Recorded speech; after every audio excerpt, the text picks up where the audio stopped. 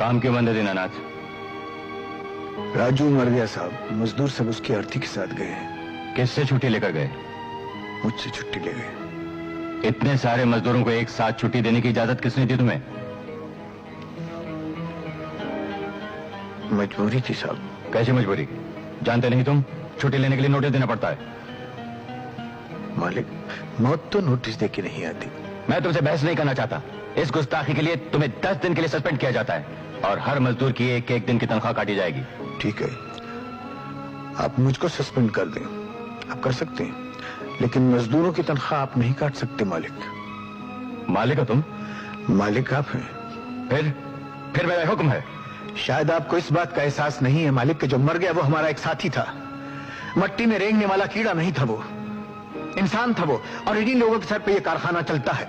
मुझे ये सब बकवास नहीं सुननी। I've got to go and attend a meeting। बड़ा लेक्चर देने आए हैं। जेंटलमैन, आप लोगों ने रिपोर्ट तो सुन ली। हमें अफसोस है कि इस साल हमारी मिल को काफी घाटा सहना पड़ा। हम ना मजदूरों को बोनस दे सकते हैं और ना ही हिस्सेदारों को डिविडेंड, लेकिन हम आपको यकीन दिलाते हैं कि हमारे मुनाफे के हिस्सेदार सिर्फ आप और हमारे वफादार मजदूर हैं। किसी को कोई सवाल पूछना है?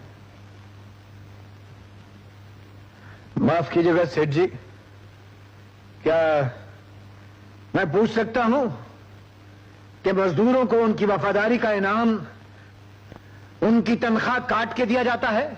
यह मजदूर यूनियन की मीटिंग नहीं, मिल के हिस्सेदारों की मीटिंग है। सब हिस्सेदार अच्छी तरह जानते हैं इस बात को कि मिल के चलाने में सबसे बड़ा हिस्सा मजदूरों का है। इन लोगों ने इस मिल में पैसा लगाया है। इन्होंने मिल में पैसा लगाया है तो मजदूर ने अपना खून पसीना एक किया, अपनी मेहनत लगाई है उसने। ये क्या ड्रामा हो रहा है? हम यहाँ पर तमाशा देखने नहीं आए। आप लोग बैठ जाइए। इस मीटिंग में सिर्फ शेयर होल्डर्स बोल सकते हैं, किसी और को बोलने का कोई हक नहीं।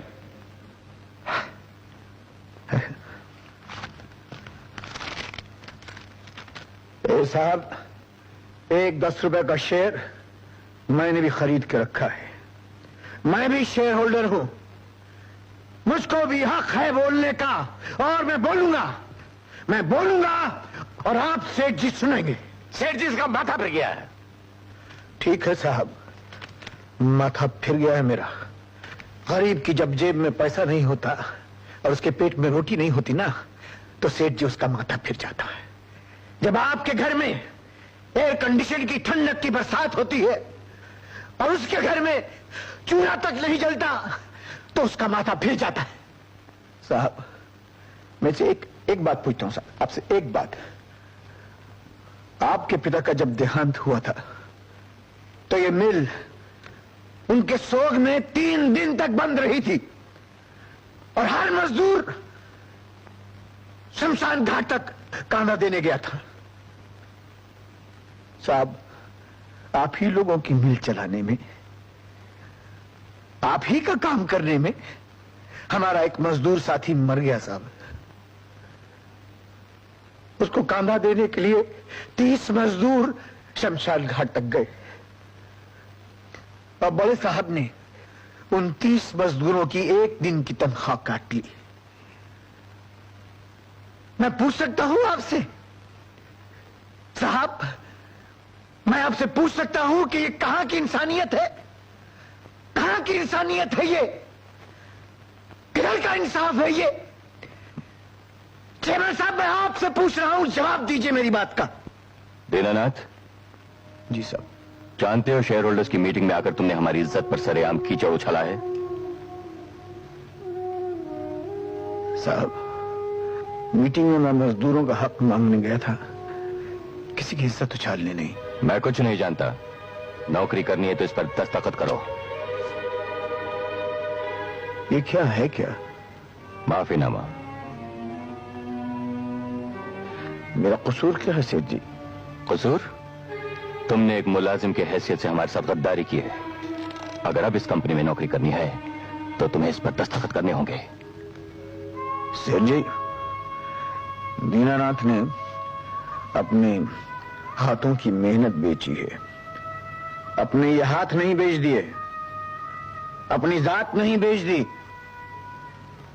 2 रोटी गंवाकर हमने इज्जत कमाना सीखा है, इज्जत गंवाकर 2 रोटी कमाना नहीं सीखा।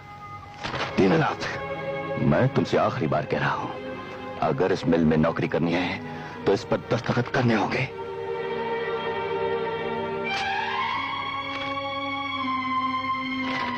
आप लोग 2 रोटी देकर आप सोचते होंगे आपने हमारी मान मर्यादा को खरीद लिया, लेकिन ऐसा है नहीं और न कभी होगा।